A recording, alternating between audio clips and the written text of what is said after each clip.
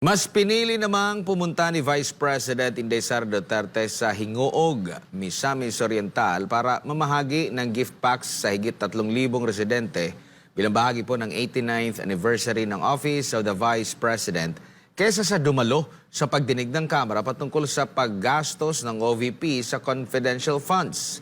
Ito ang ibabalita ni Jason Rubrico.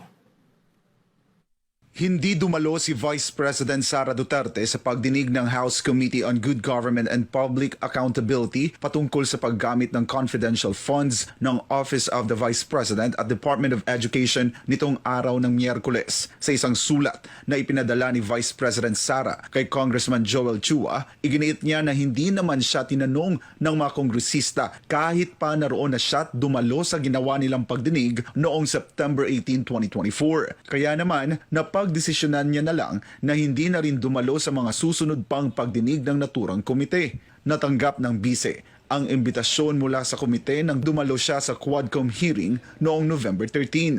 Nang tanungin kung dadalo pa ba siya kung iimbitahing muli, ito ang naging sagot ng bise.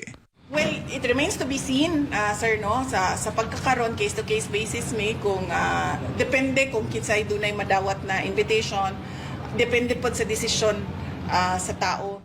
Patungkol naman sa mga inimbitahang empleyado ng Office of the Vice President sa pagdinig ng Kamara, binigyang diin ni Vice President Duterte na hindi niya pipiliting dumalo ang mga ito.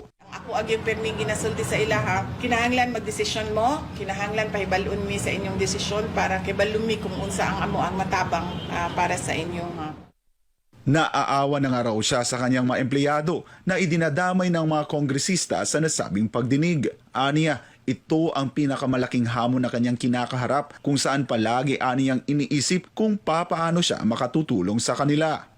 Ang ako ang mga kauban sa Office of the Vice President kay kung makita ninyo, luwigid kayo sila sa pag-persecute sa ako, sa paghukod sa ako, sa pagdaot sa ako ang pangalan, na-apil ang ilahang trabaho, na-apil ang ilahang pangalan. Maluoy ko.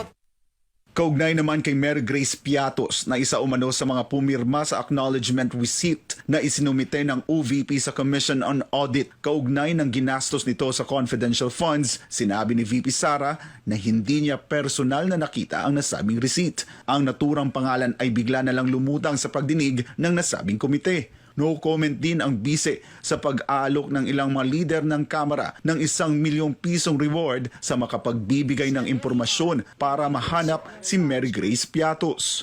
I have no comment on that, no, because I've not seen the acknowledgement receipt na kanilang sinasabi, because basically lahat ng mga documents hindi siya dumadaan sa akin, dumidiretso siya sa SDO and sinasubmit siya sa ICFAO, yung office ng COA na gumagawa ng audit ng confidential funds. Hindi namin alam kung paano pinroseso ang pagbigay ng copies ng ARs or ng submissions namin sa COA to the House of Representatives and sino ang nag-handle noong mga documents.